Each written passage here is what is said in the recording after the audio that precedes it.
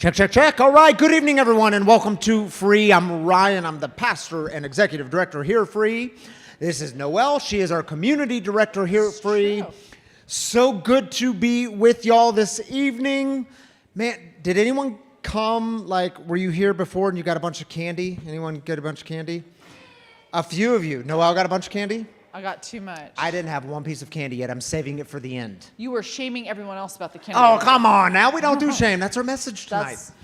Listen, y'all, if you're joining us online, we're glad you're here. Glad you're part of this community. And yes, we are a community for addicts, loved ones of addicts, and spiritual refugees. And what we do here is break the silence of addiction and create space for healing, recovery, and spiritual connection. And as always, there is one thing we don't do in this community. Y'all can shout it out on a count of three. 1, 2, 3. We don't do shame. We don't do shame. Some of us just wanted to cut right to it. I like know. that. We're shame. really We going don't towards do it. shame tonight. That's great. Speaking of not doing shame, Yes. we do Halloween costumes, so I was wondering what you wore this year. Well, I told my kids I'm dressed up as Poppy. I know, it's not, here's the truth. I didn't remember it until far too late in the week, and then I gave up. I felt defeated. All right, well. But Noelle clearly got into Halloween this year. I did. I'm a mermaid, if you couldn't tell. Mickey, if you guys saw him earlier, he was a lifeguard. He was a bloody mess, lifeguard.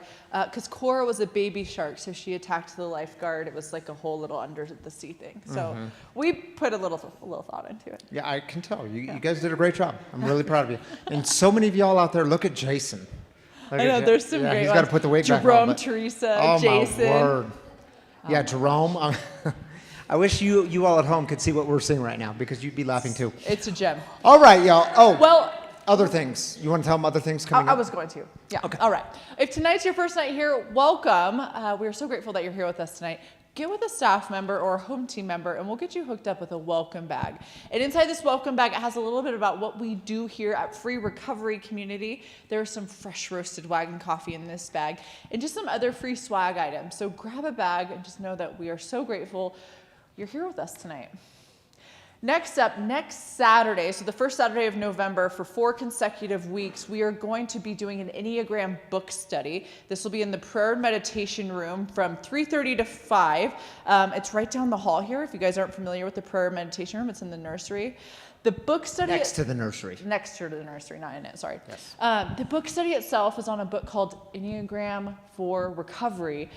But the reading is not required. So if you're just looking to get more in depth about Enneagram or understanding your recovery and why you show up in the world the way that you do, this is a great book study. Shanie's going to run it for us. If you guys missed our Enneagram class that we had back in October, but you're able to make Saturdays, this is a great opportunity to do so.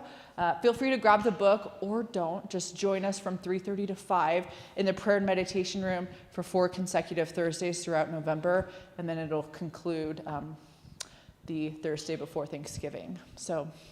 And lastly, we have our last sober open mic night of the year on November 14th. That's coming right. Raise your hand if you've never been to sober open mic night. Okay, I encourage you to come to the last one of the year. It's all kinds of fun. What is it? It's a great time. So we team up with CARE and the Phoenix on this. Doors open at 6 p.m. You can grab a cup of coffee. Performances are in this room at 7 p.m. But a lot of times it's people's first showcase in recovery, and they are singing or doing comedy or, sometimes we've had gymnastics and all sorts of fun stuff. We've had all sorts of things. It's a great time. And it's just great. It's great community, and it brings in quite a crowd in this room. It brings in a crowd, and we get to cheer for people. And like Noelle said, it's people nervous. They're like shaking nervous, getting on the stage for the first time. And we don't do shame. We get to cheer them on and be part of their recovery. And it's a beautiful thing that happens in this community. So come if you've never come. It's a hoot of a time. Yep. Last one of the year, November 14th. It's a Thursday in this room. Performances at 7, and then doors open at 6. So grab a cup of coffee before. Yes. Okay. Thank you, Noelle. Listen, y'all, before we go to celebrations, because if you're part of this community, you know we start with celebrations. But I want to show you just a quick 2-minute video. It's a quick tour of Free. And then Danny Colella. Where's Danny Colella? Danny Colella is here. Danny Colella is our digital content director. He was very passionate about this. And I said, Danny, will you just share a word of why this video matters, why we did this? So take a look at the video, then hear from Danny. Welcome to Free Recovery Community. Denver's largest recovery community. The Free Cafe is the heartbeat of Free Recovery Community. It holds everything together during the week. This is a place where everyone can gather, feel welcome, and have meetings. Whether you're here for a recovery conversation, to meet with friends, or just to enjoy a warm cup of wagon coffee, this is where connection and community come to life. Throughout the week, we offer a variety of recovery support meetings and events, including trauma-informed yoga and sober open mic nights. Whether you're coming here for a recovery support meeting or a recovery event, you'll find community that's here to walk alongside of you on your journey. There's something here for everyone, whether you're just starting out or you've been on this path for a while. Saturday nights are one of the centerpieces of our community. We start with celebrations, whether it's 1 day of sobriety or 20 years or any other milestone in your life or recovery, we celebrate it together. Then I give a message that's always around 20 minutes. It's a digestible spiritual message with an emphasis in recovery and hope and breaking down barriers of shame. After the message, we have a guest storyteller join us in the living room on the stage for 15 to 20 minutes, and they share their experience, strength, and hope around that particular topic of the evening. Finally, just like celebrations, we do heartaches together because we believe in carrying the hard stuff as a community. It's our way of reminding each other that we don't have to do it alone. God hears the cries of the people. It's a night where everyone belongs. And we know how important support is for families, so we offer childcare on Saturday nights. It's a chance for parents to focus on their recovery, knowing their kids are in a safe, caring environment. So if you're still on the fence, here's 3 ways you can check out what Free Recovery Community, Denver's largest recovery community, is all about.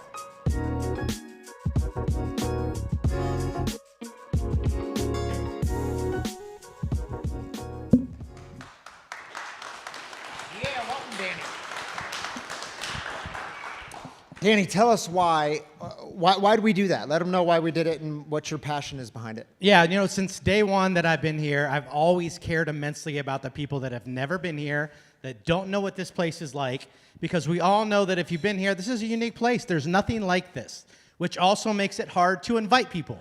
So the reason we wanted to do this video was to make it easy for you as somebody that might know somebody that wants to come and check out this place, but you might not know how to really communicate it to them. We want this to be the video that you can send them to kind of create those expectations of what it's going to be like on a Saturday night. Yes, and if you don't know this, Danny was the very first one we brought on board at Free back in 2019. We started in 2018, then we brought Danny in 2019. So he's constantly said this. We got to figure out a way. How do we reach like people who are? And I get these emails all the time, y'all. People saying, "Man, I want to come in, but I'm just nervous. I don't know what to expect." So they'll join us online. And if that's you watching tonight, we're so glad you're part of this. And what I'd also say to you is, we're not real creepy people. Well, wrong night. This is Halloween, but some of us aren't real creepy people. But we needed a simple way to invite people, and so. We will put this video on social media tomorrow. It's on the YouTube page. You can go to our YouTube channel, Free Recovery Community, hit the subscribe button, as the youngins say. What do they say? You're not supposed to know. You're not the youngins. And I'm trying to be young again. I know. You know how they do it, though. Whatever they say, do that. And it's there. It'll be on social media tomorrow. It'll also be in a newsletter this week. The newsletter goes out on Thursdays. If you're looking, and I've already heard from people from the 5 o'clock service. They're like, "Dude, that's what we've been needing." And I took that and I sent it to my sister or sent it to my friends, family. So that's what it's for. Hope y'all share it with your friends. And thank you, Danny, for encouraging us to do and this is a big challenge. I want you all to share this with somebody. Be brave. Send this to somebody. Just give them an idea of what this place is like. We want the people who are not here, who are struggling and battling, to make it here, to be here, and experience what we're about to experience in celebrations. Because what I always say, if we can get somebody through this door, and we can get them into this room, and somebody can raise their hand and say, "I have 3 days of sobriety," and an entire room claps, then they're going to know this place is different, right? Yeah, great way to say that. Yeah. Thanks, Brother Danny. Thank you. Appreciate you, dude. All right. All right. Well, that's what Danny just said, is how we start here on Saturday nights. If you're new with us, you should know we start with celebrations. We lift up the good. We start with the good. Maybe you're celebrating a sobriety anniversary or a birthday, something new in your life and in your recovery, the new home, the new job, whatever the new thing is. It's not too big or too small. We celebrate it all here. We take 3 minutes for this. So Tyler has a mic on this side. Colby is going to have a mic on this side. You can just raise up your hand and give us the celebration. And listen, if you're online tonight joining us, drop your celebration in the YouTube comments or the Facebook comments, and we'll join with you there. Let's take 3 minutes. My name's Cassandra, and I'm celebrating the fact that my mom just beat an inoperable clot on her brain, and so she's alive. All right, that's worth celebrating. Thank you for sharing that with us, Cassandra. Congratulations to her. Hi, my name is Christine, and my husband, Gerald, and I opened a nonprofit for Serenity Stables today. It's called Offense of Recovery. So we just filed for our nonprofit today. Beautiful. Way to go, Christine and Gerald. That's so awesome. Very cool. My name is Mary, and it is my honor to give Monty his 6-year sobriety coin today. A few months late, so 6 years and 4 months. Monty, I know you do it for yourself, but you also are a living example to all of us. Thank you. Way to go, Monty. Yeah, we'll celebrate that. Congratulations. Beautiful. My name's Jordan. I just celebrated 500 days clean and serene from all mind-altering substances. Nice. Good work, Jordan. 500 days. Congratulations, brother. My name is Jerome, and I want to lift up Carrie, our very own Associate Executive Director, in her 8 years in recovery yesterday. You're sober, Carrie. Way to go. Woo! Thank you, Jerome. My name is Kayla, and yesterday I celebrated 6 months in sobriety. Way to go, Kayla. Glad you're here. Congratulations to you. My name is Jason, and on Wednesday I have 2 months free from alcohol. Way to go, Jason. Congratulations, brother. Glad you're part of this community. My name is Joe, and I am officially about 52 days sober. Way to go, Joe. Glad you're here, dude. Happy 52 days.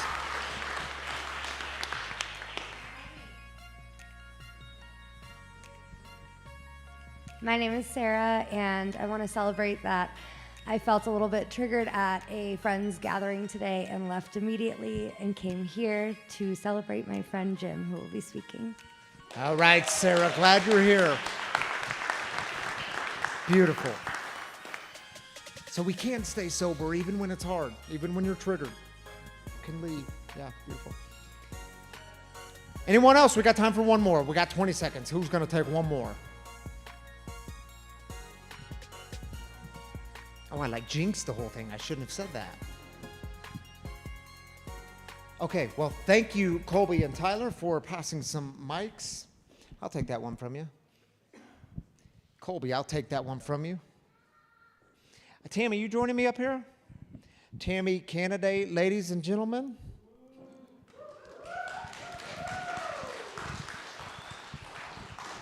Yeah, we just like taking it all in. I was like totally checked out. I could tell. I could tell. I was wondering about that. We didn't do costumes this year. We had like burlap bags, but they never like turned into anything. So yeah, we had she was gonna have maybe a coffee bean. There was intention, but that's as far as it went. Did you see all your? Oh, we'll talk about that later. Okay. I was gonna tell her like we're doing family stuff here. All right, y'all. You want to take the first one? Sure. Laura says 88 days of sobriety today, with more to come. Thanks to my PLR family. Way to go, Laura. Happy 88 days. Congratulations. Frank says, Frank from New Jersey, celebrating 33 days back in recovery. Thanks, Free, for being part of my recovery. Frank, Awesome, we're Frank. glad you're here, dude. Congratulations. Happy 33 days. Keep on going. Hey, Christy, she says, excited to head to the courthouse and marry my best friend and partner in life, Jen, on Tuesday. Congratulations, Jen and Christy. It's a big deal. A beautiful moment. Can't wait for Tuesday. Mark says, tonight I celebrate a remarkable year as a member of Free Recovery Community, making the anniversary of taking my first steps through the door as a client with Pathfinders. From the depths of rehab and a near-death experience to 116 days of resilience through homelessness, I've risen to rebuild my marriage, gain an amazing job, and secure a new rental home in Denver's 5 Points by mid-November. It's a testament to the power and perseverance and divine guidance. Mark, I'm so glad you walked through those doors, dude. That's Happy good 1 stuff. year being part of Free. Glad you're part of this community. All right, thank you, Tammy. Should I can, yeah, I'll take that one. I can hold 2 mics. All right, y'all, if you haven't been here in a while, you should know that we're doing this 4-week series. We do this series every year, by the way. It's one of our annual series. We call it What We Stand For. The 4 things we stand for, pillars in this community. Well, you see them when you walk through the doors. Authenticity, recovery. This is the 3rd week. No shame. We don't do shame. And then next week, it'll be new life. I can't wait for next week. It's going to be tonight's fire. Next week's going to be fire. I hope you're part of the rest of the series. It's going to be good stuff. Tonight is no shame. And I'm honored to have my friend and brother, Jim Pahlow, bring the message tonight. And I asked Jim. Jim's been a member of this community for almost a year now.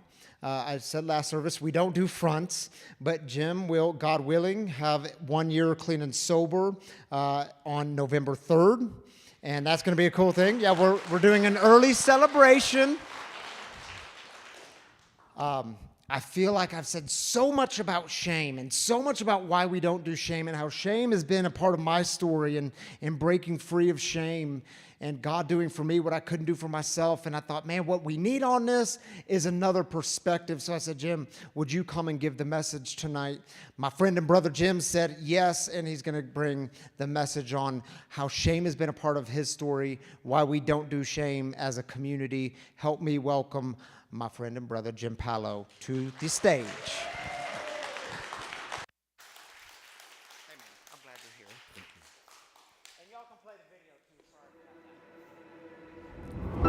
We created Free because someone had to stand for the addicts and loved ones of addicts who were suffering in silence, for the spiritual refugees who didn't have a place of belonging.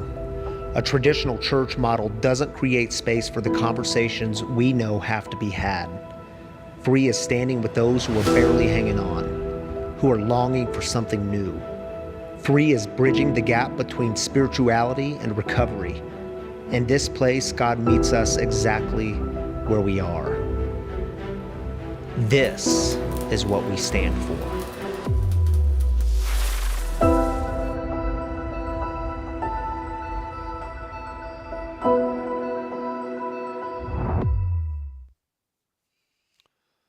Welcome, everybody.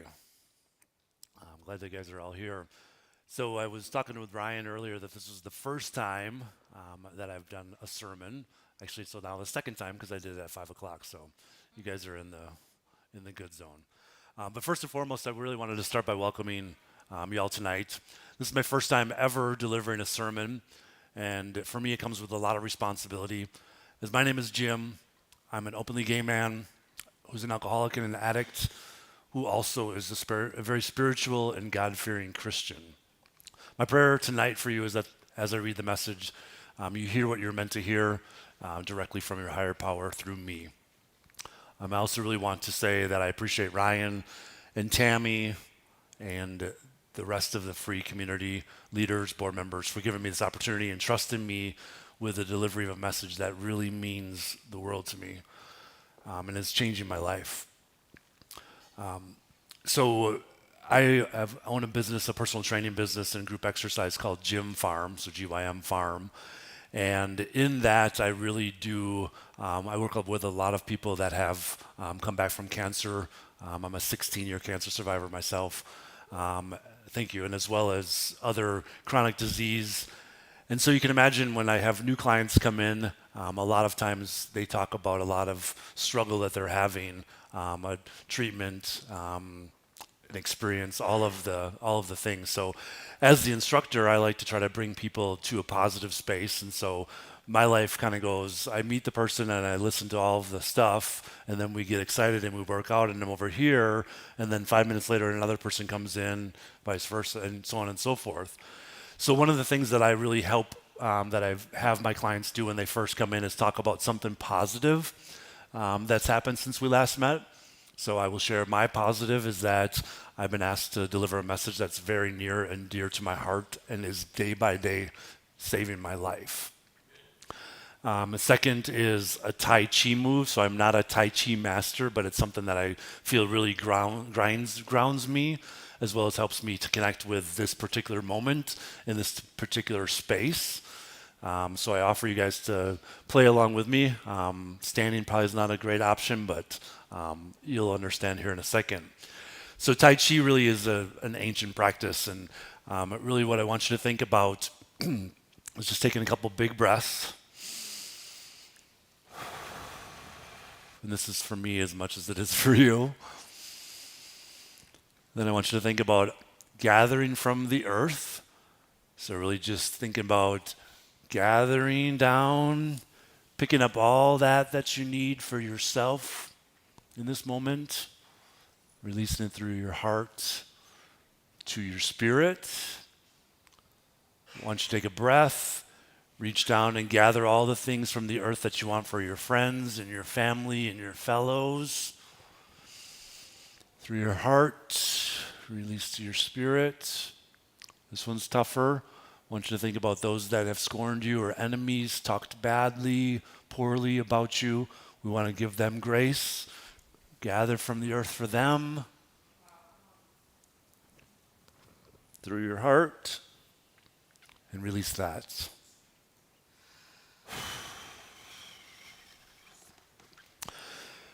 So tonight in my message, I'm going to address a few areas. One of the things that I love about Ryan and Noel and others that have shared up here is they share some real world personal experience with the topic. And so I'm going to share with you in some of those areas. But I do need some audience participation.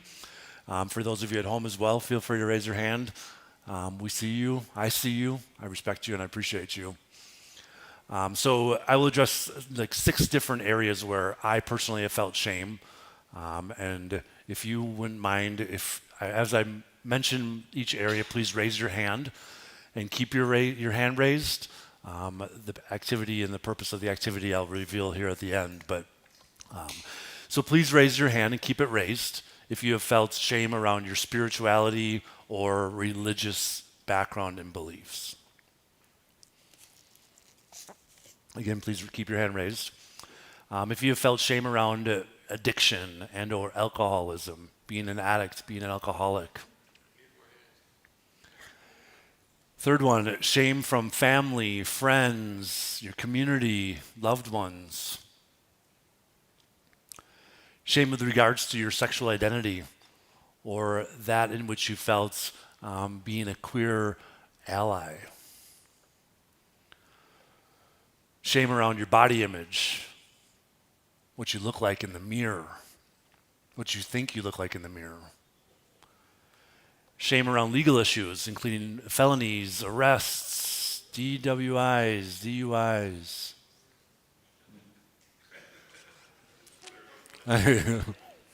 Shame, right?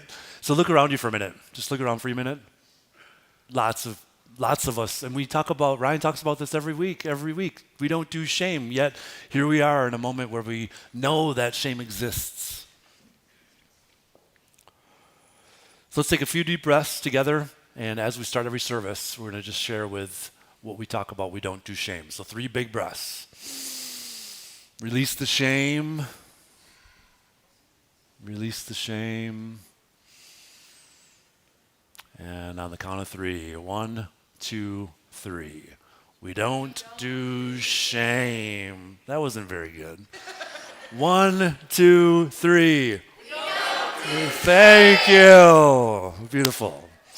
So keeping that in mind. I mean, I need to keep that in mind too, because as I come up here and speak of this, I'm guilty of it, and I'm guilty of things, and I hold that shame. So A couple of just examples of shame in my experience in my life. I remember years ago, I grew up in a Lutheran home back in Wisconsin, and I remember I was going to a church after I'd gotten out of jail. I was in prison for 6 months for possession, and my pastor in the community was welcoming to me in that capacity, and and no judgments. And then I talked to them about my sexuality, and he said, hold on a minute, I need you to talk with another woman of faith that I feel has more information for you. I didn't know what that meant. So I went out for breakfast with a woman who is in a position of authority in the church, in my mind. And I had told her the story of my coming out, and my mom had died 22 years ago from pancreatic cancer. And by no coincidence, it was the time when I came out as well. And so somehow, and I give this woman grace, she concluded that I was gay because my mom died. Exactly. No shame, so we don't shame this woman. But so I proceeded to pay the check and politely leave. And so then I struggled. Of course, I'm a spiritual refugee, which is one of our staples of this community. And so I struggled, and one of my friends that I work with had suggested I come with her to a First United Methodist church back in Wisconsin. And I was open to it because, again, as I mentioned in the beginning, I'm a spiritually strong and driven man who has a relationship with a God of my own understanding. So I was seeking that. And I remember walking in, after a couple weeks of going, I talked to the pastor because they were having a welcome to the community and welcome to the membership class. And I remember very specifically, and he will remind me, Pastor Marcus, I love you if you're watching, thank you. He said, well, are you interested in becoming a member? And I'm like, yes, but I've lied, I've stolen money from my father, I'm a convicted felon, I'm an openly gay man, I'm an alcoholic, I'm an addict, and a bunch more of just this weight of stuff. And his response beautifully was, welcome. Come on. That's an experience that just takes away the shame in my experience earlier. And I believe that that's what my higher power speaks to me about is come as you are all welcome. Another good example of shame that I have in my life is I was born without a sternum. So it's a condition called pigeon chest. So from a physical and an image perspective, I was very, very distraught about this. Like I was playing basketball and sports, and as a young man playing basketball and sports, everything was either shirts or skins. And so if you can remember those days, the fear that I had about taking my shirt off in front of a bunch of people at 16, 17 was horrific. I went on a date with a woman back when I was dating women, and she looked at it when she first saw it and said, that's the funniest thing I've ever seen in my life. I joked earlier that wasn't the reason why I'm gay, but I mean, it's almost as crazy as the other reason, really. If you think of, but so the reality behind it is that I do struggle with body image as well. The last thing that I want to share about with my shame experience is my felony. Being a convicted felon, I was a recruiter professionally for a long time, and I knew the struggle and the challenge that felons have when we got to check this box on the application that says I'm a felon and I'm a convicted felon. So I struggled for a long time with finding a job because I was qualified for the job, but I was not able to take the job or not offered the job because of my felony. So just a few examples of how shame has shown up in my life and my experience. But now for some of what I call the magic. And the magic is basically, with all of this being said, I've learned from this particular space and from this community that shame is not a useful tool. It will only keep us living in fear, hurt, and my past. By working with my sponsor, using the 12 steps of Alcoholics Anonymous and Crystal Meth Anonymous, attending roughly 10 to 12 meetings weekly, acknowledging my character defects, and owning my part, my higher power continues to show me grace. So really the message is all about moving from shame to grace, the action that's necessary for that to happen. Last year, a year and a half ago, I was in a hefty relapse with methamphetamine and alcohol, and for in a way that God was speaking to me about moving physically, and so I was really debating between Denver and Boston. I don't really know why Denver and Boston, but Denver and Boston.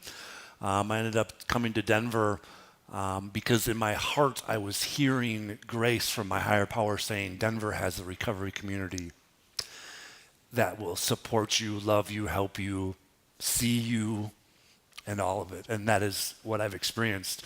When I first got to Denver, I struggled a little bit with relapses. And I remember after about a week of a relapse, my sponsor basically told me that I needed to go to 90 meetings in 90 days and get my ass back to the program. And so I remember coming in here, sitting back a few rows back from the couches, and all this shame and all this guilt and all this just heaviness of having some time in recovery and then not having some time in recovery. And I look up over here and there's this really cool flag that says no shame. We don't do shame. God doesn't do shame. We honor our own journey when we accept where others are in theirs. Beautiful. In that moment, I lied about it too. I lied when I spoke. I said I'm Jim and I'm alcoholic. I relapsed for like a week. I lied. I had been in a relapse for more than a week. And I was able to also later in that meeting, not that day, but a few weeks later, able to come to the realization that I have to admit my truth and admit the fact that I had been in a relapse for a much longer period of time. And I was met with grace, love, support, keep coming backs, your welcomes. It's a really big deal. So no shame. And I feel that from this community, this free recovery community. Another one that I care to share about a lot is my physical image. So I've been physically saved by my higher power. 16 years ago, I was diagnosed with melanoma stage 3 skin cancer and underwent about 13 months of chemotherapy. I'm currently cancer-free and a voice for cancer. Thank you. I see all of my cancer survivors and all of those as well. I'm an example that there is life and there is hope. I'm also a 7-year ruptured brain aneurysm survivor. So I was in a coma for 6 weeks. God's grace brought me out of both of those. What's really interesting is you think that I wouldn't struggle with that pigeon chest conversation that I had yet, but I still do that. But today, by God's grace, I'm moving forward and helping other people with their body image in efforts to really unravel that underlying shame. Lastly, I really want to just mention Gym Farm. So Gym Farm is my business. And remember, I was talking about the felonies and the inability to find a job, so much so that I had to create my own job. And I created, by the help of my higher power, Gym Farm, which is now a thriving entity in recovery, as well as in our cancer surviving community, as well as for everybody else that looks to find a space for exercise. And not only do I get to work with people physically, I get to work with people on an emotional wellness, mental wellness, spiritual wellness, environmental wellness, financial wellness, social wellness, and intellectual wellnesses. So it's a big, beautiful world, all from God's grace, after walking through the shame of having a felony on my record. So Ryan and I did not agree to this, but I think it's a cool little example. So we got a new statement that we're going to unravel maybe later in the future. Well, maybe. So I want you to take a few breaths. Again, those big, deep breaths. And we're going to repeat after me. So the first part is what's on there. We don't do shame. So 3, 2, 1. So another option, another side of that is, again, I'll say it and then I'll ask you to repeat it after 3, 2, 1. Together with our fellows and our higher power, we do grace. So 3, 2, 1. Together with our fellows and our higher power, we do grace. Beautiful. So speaking of grace and the biblical scripture perspective, does anybody have any guesses as to how many times the actual word grace shows up in the Bible? Just under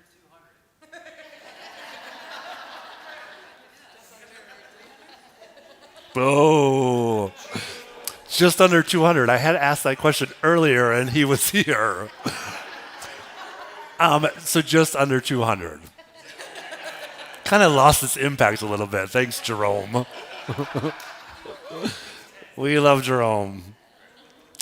So just a few examples. The first one being 2 Corinthians 9 verse 8.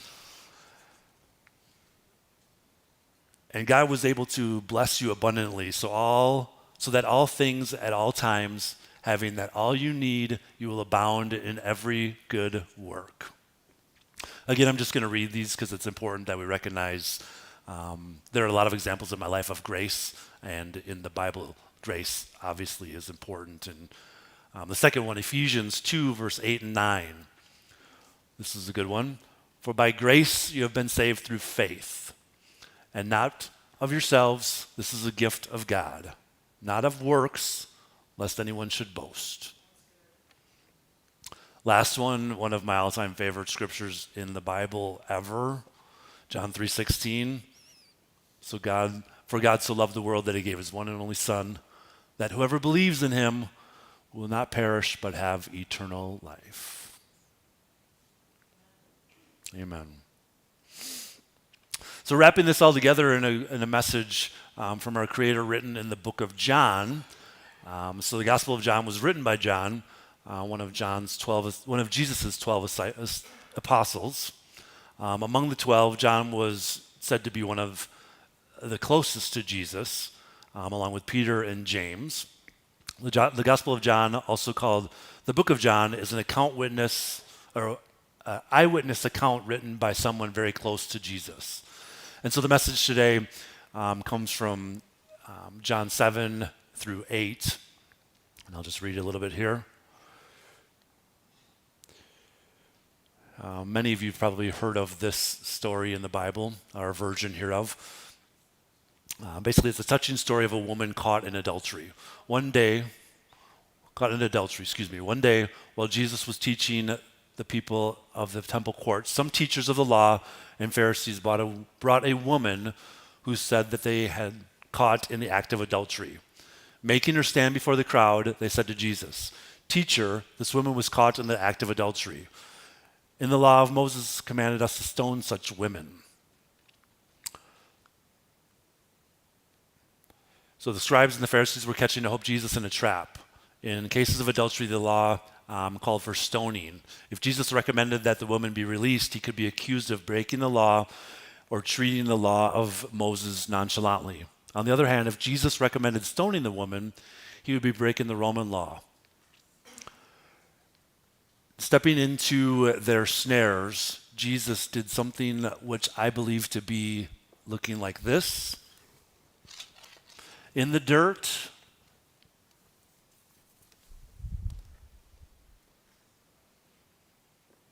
Jesus silently stood up and began tracing his finger in the sand.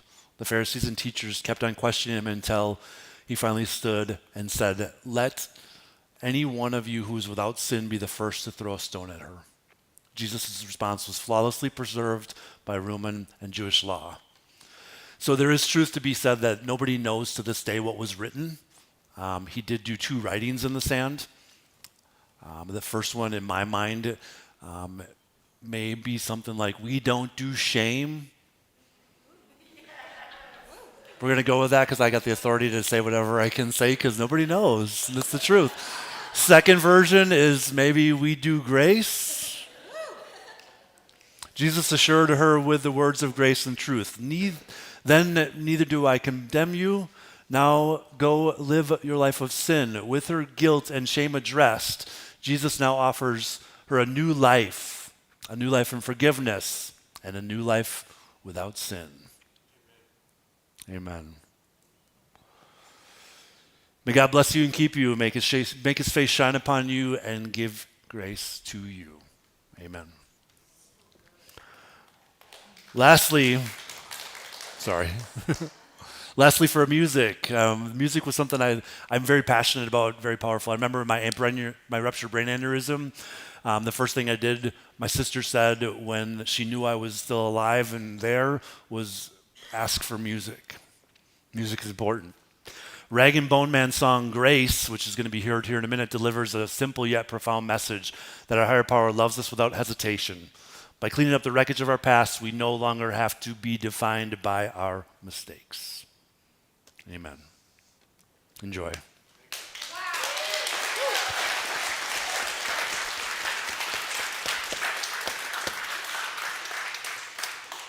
Better, right?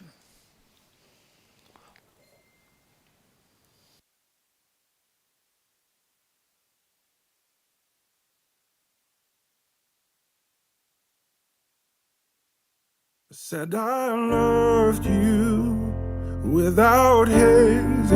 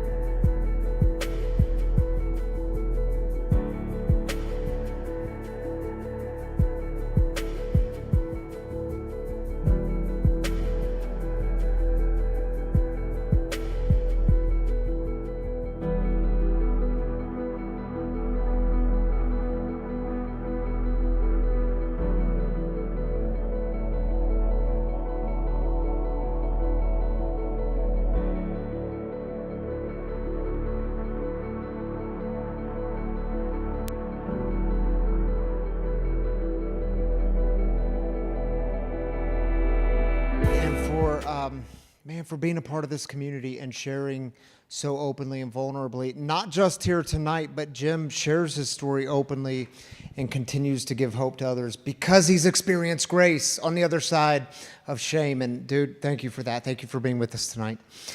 Listen, if it's your first time with us, you should know that each and every Saturday night here at Free, we have a guest storyteller in the house who joins us in the living room to share some of their experience, strength, and hope around the topic at hand. Tonight, I can't wait for y'all to meet Jacob. Jacob is still here, right? Yes, okay, I did see him, yes. Whew, I thought maybe he got cold feet in the second service, so I'm texting him. You still here, dude? Here's what I want y'all to know about Jacob. He told me that he thought his story was, he was a youth pastor. He was in ministry. Jacob and I have a lot of things in common with our story.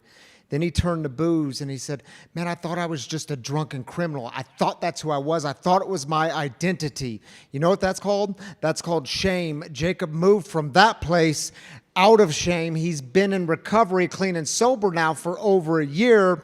And I said, Jacob, will you come and share some of that story with us, how shame played a role in your life? Help me welcome my friend and brother Jacob to the living room.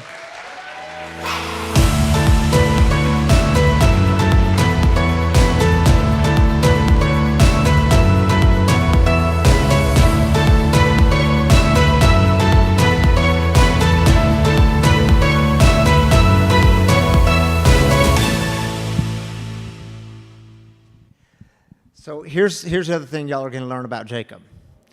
Jacob's from the South, all right? You're going to find, if you haven't heard him talk yet, you're about to get some of the Southern in you. Jacob, you grew up. This is interesting. Now, this is really interesting to me because, like I said, Jacob and I have some commonalities in our story. You grew up in the Southern Baptist Church in Alabama. He's from Alabama. Mm-hmm. What was, tell us about just briefly your religious upbringing and how addiction then came into the picture. And I ask that question because I think it's always interesting. Man, you were doing like life with God in the church and somehow you turned to booze and drugs. Tell us briefly that story.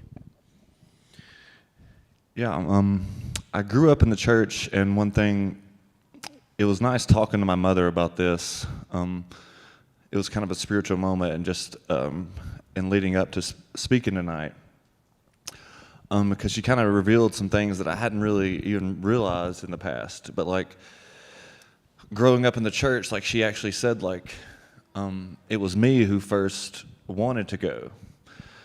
She was married to my stepdad at the time. He was my father figure for high school, mostly through high school and college. My dad wasn't really around. He's also an alcoholic. And Mom said that I came to her one day when I was real young and said, Mom, why don't we go to church in a row? As in every Sunday. And she said from then on out, okay, we'll go to church in a row.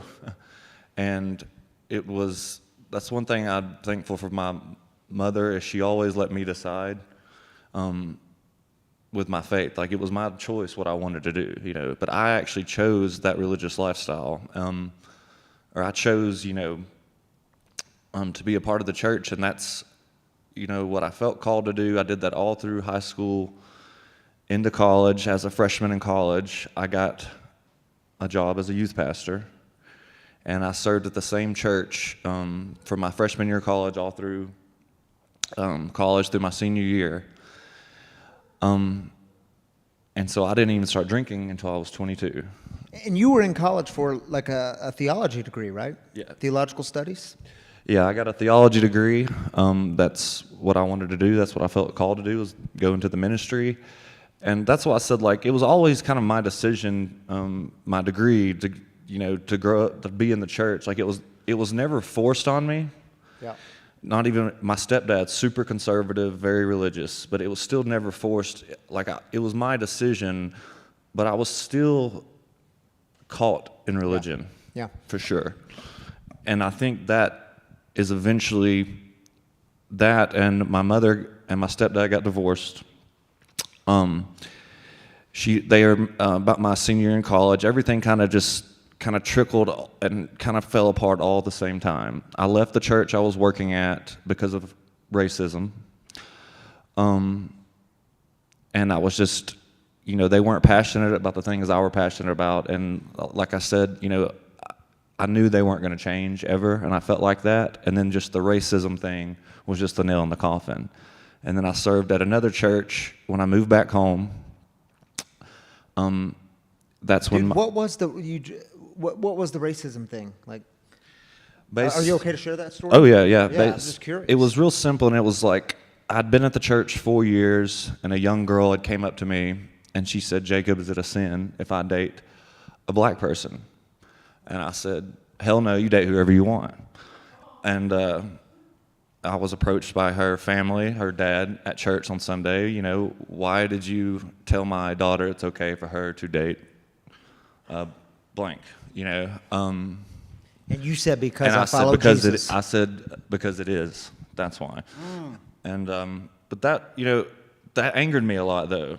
Yeah. And between that and then when my mom and my stepdad got divorced, and he was kind of my role model growing up, and he was hiding. He was secretly gay, and she found out after 10 years of marriage. And it wasn't being gay that was the issue. It was the shame and the secrecy, that I believe religion brought him to in a lot of ways. Like he could not tell the truth about this. Yeah. And then that happened. I left that church. It all kind of happened at the same time. My mom started drinking again, 10 years sober. And then the first time I got drunk was with my mother after I moved back home, shortly after I left the last church I was serving at, volunteer-wise. And that's actually why I left that church, because they found out I was smoking weed and they kicked me. They told me I couldn't teach Bible study no more. And that was kind of like, I was already done at that point though. That was just like confirmation to me, like I'm done with ministry, I'm done with the church life. Like I've already, like drinking and stuff, I like way better. And then that, like when the church like told me, we found out you smoked weed, you can't teach these classes anymore. And I was like, that's fine with me, Yeah. So it wasn't even necessarily the shame they put on you, but so oftentimes it's the shame we put on ourselves. Mm-hmm. What was that shame like, leaving ministry, leaving the church, turning to filling your life with booze and drugs? And did you feel shame in that? How did shame look? Because I had grown up so spiritual, and all my family is alcoholics. That's another reason I didn't drink till 22. I hated it. All grandparents, mom, dad, and I was very devoted to my spirituality. And when I discovered alcohol, I was like, this is why my family likes this stuff so much. Yeah.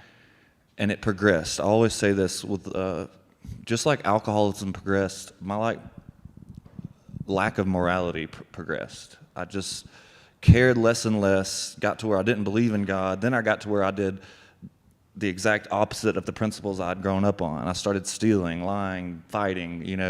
It's like the farther I got away from God, just the more and more spiritually disconnected I got. And then the shame that came was, as it got worse and worse and worse, I believed that's who I was. Yeah. I was a drunken criminal. Once I discovered alcohol and that life at 22, I was like, this is the life I was meant for. I just didn't find it till I turned 22. So you spent 11 years living in that shame. 11 years, 11 rehabs. For those of you, well, that'd be none of you. You weren't here at the 5 o'clock service. Jacob's mom was here, sitting in the front row. It was a very powerful story. You described her as one of your angels. Yes, definitely. You decided after the 11th rehab, after I think you said 22 times being arrested, 11 years in active addiction, what was the thing that made you say, I'm going to give myself to this. I'm going to get sober? Yeah. And it is like I was just struggling, obviously, but I was just kind of, I'm not going to say I hit rock bottom, because there was no rock bottom for me. I just pulled out the pickaxe and kept digging farther, Mm-hmm. And but I just got kicked out of another rehab for drinking. I got arrested again 2 more times, kicked out of a few hotels here and there. I was just going back and forth to this girl's house, and just a complete mess. And I decided to go to Step Denver in downtown Denver, obviously, and I literally was like, I will try this one more time for my mother. I'll give it one more shot. I'm done. I don't care. Like, I could care less. I said, I will try one more time. And I'll do it with an open mind. And that was the thing. I said, I'll do it for her for an open mind. I'll give it one more shot. I'll try not to be stubborn. And just having that open mind about it when I went back in, even though I was at a rehab, that it's not like it was just worlds greater than all the other ones I'd been to, but somewhere there, my mind was completely changed. Yeah.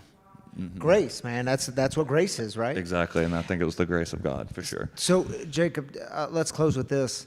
I know when I got into recovery, part of me staying sober was I had to let these old images that I had of God, that I learned in the religious culture of my childhood, I had to let those crumble, and I had to discover new images of God. I had to come back home, but it was a new path.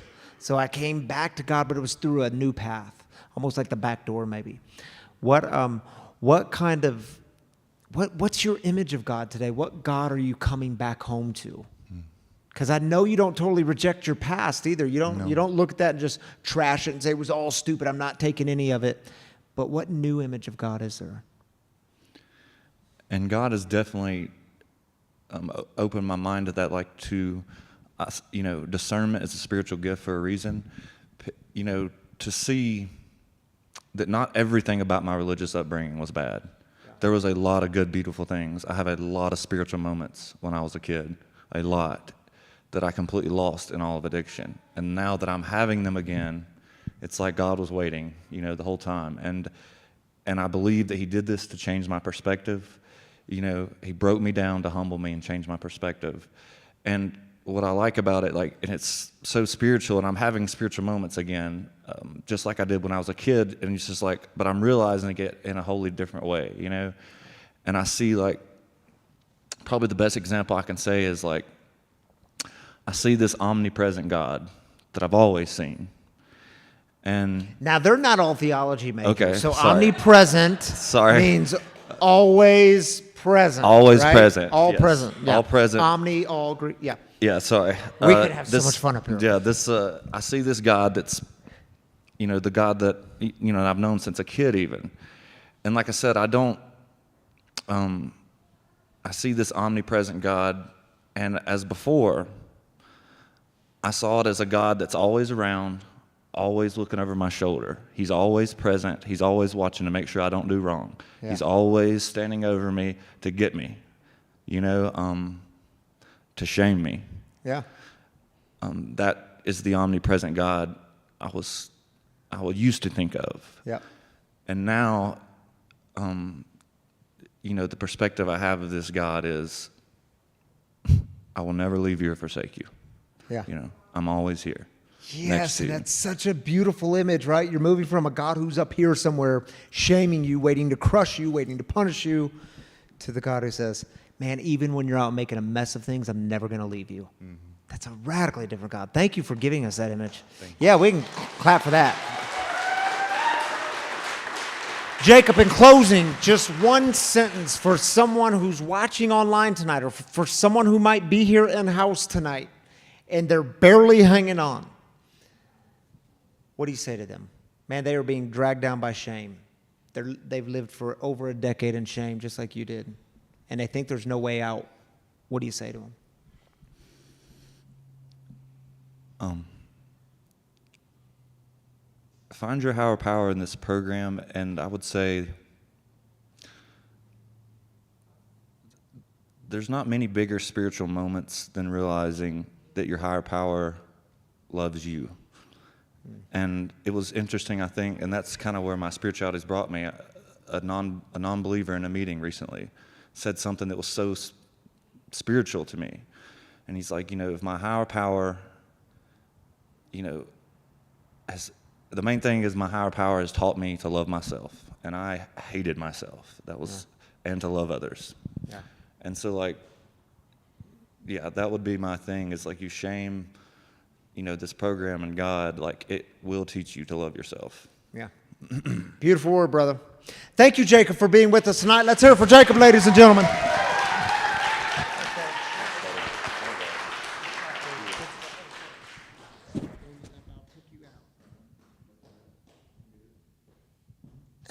All right, y'all. Thank you, Jacob, for being with us tonight, dude. He's a good man. He's a good man.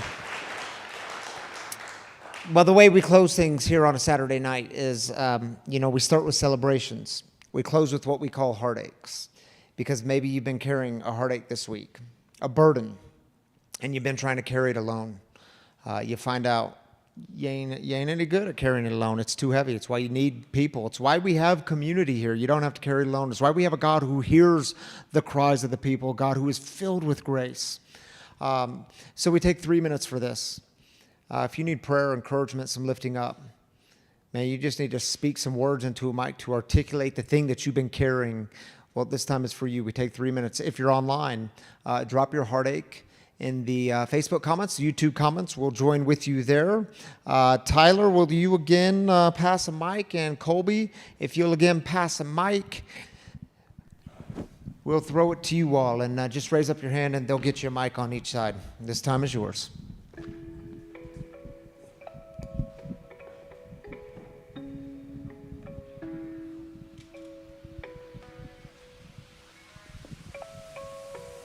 My name is Peyton. I'm an addict, and I just want to lift up a friend of mine and a member of this free community who recently found out that she has a brain aneurysm, and she is trying to navigate towards treatment, but she's having a very hard time.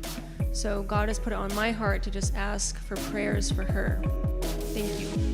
Thank you for sharing that with us, lifting her up tonight.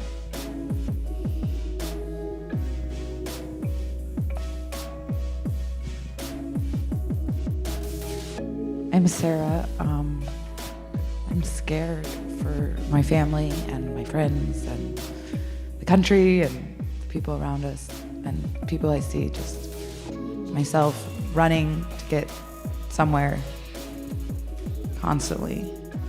Just instead of just being free of shame. Thank you. Thank you for putting words to that really big one. Yeah, that so many people feel. My name is Melanie. I'm an alcoholic. And we have a friend who started a sentence in Florida for DUI at a jail there. And so she's, struggling with facing all that, but just wanted to lift her up in prayer that she feels God's grace while she's there, and her name is Meredith. Yeah, prayers for Meredith. Yeah, may she encounter the God who never leaves, who never forsakes. Anyone else tonight carrying a burden?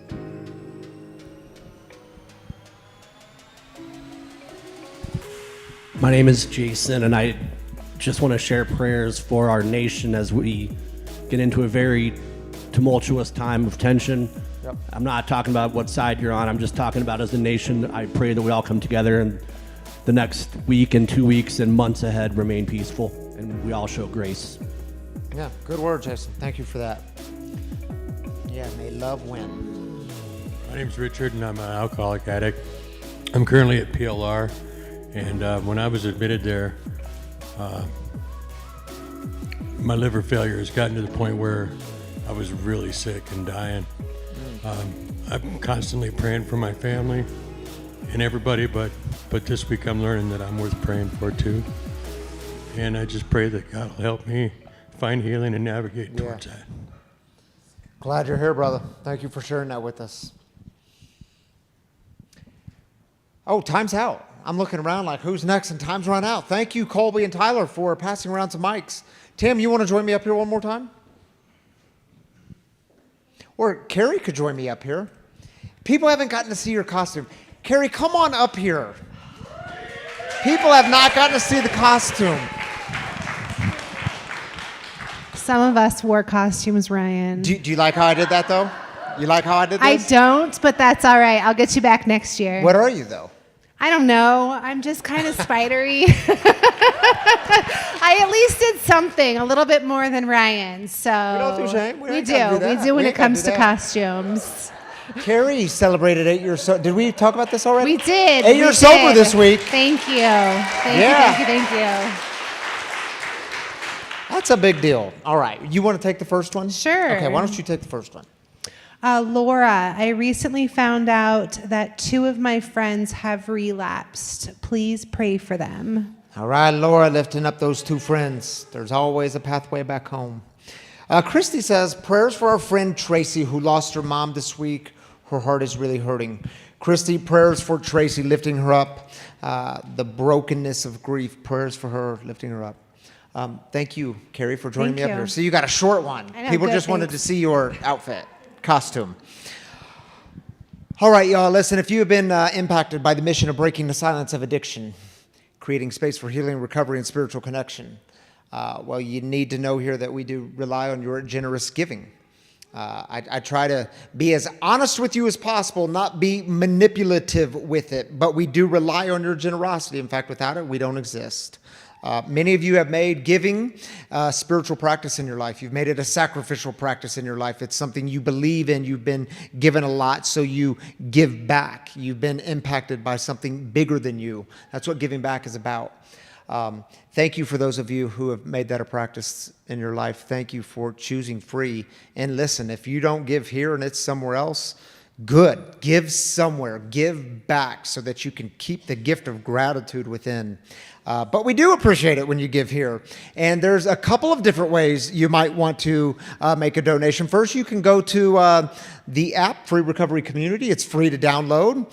And there's content on there. Our guest storytellers are on there. There's a giving button you can give one time, monthly, weekly, however you want to do it. We're grateful for all of it. You can do the exact same thing on the website, freerecoverycommunity.com. There are also giving boxes, one beside Bobby here, just beside these doors. It says giving on it for you cash and check type people. And just outside these doors, there's a little box, same thing. It says giving on it.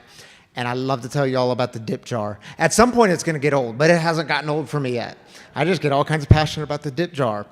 It's just outside these doors on the black table. It's a little machine about the size of, I don't know, yay big.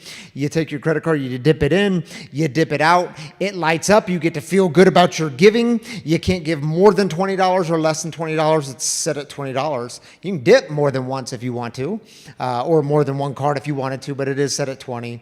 And again, thank you for being a part of that. It truly makes giving here, when lots of people even give a little, it makes a big difference. So thank you for being a part of it. Shall we go out with a prayer? I think we should. I would encourage you to just open up the hands. It's a simple sign of openness. Yeah, maybe tonight you're open to Spirit moving in your midst. Maybe Spirit, God trying to break through those walls of shame that you've been crushing under. Yeah, a new way is possible. Openness reminds us of that a new way is always possible. So if you don't know the Serenity Prayer, it's a very simple, beautiful prayer. And if you're at home tonight, you're watching in your living room, pray this prayer with us out loud. It'll be on your screen, and it goes like this. God, grant me the serenity to accept the things I cannot change, the courage to change the things I can, and the wisdom to know the difference. Amen. Grace and peace. See y'all next time.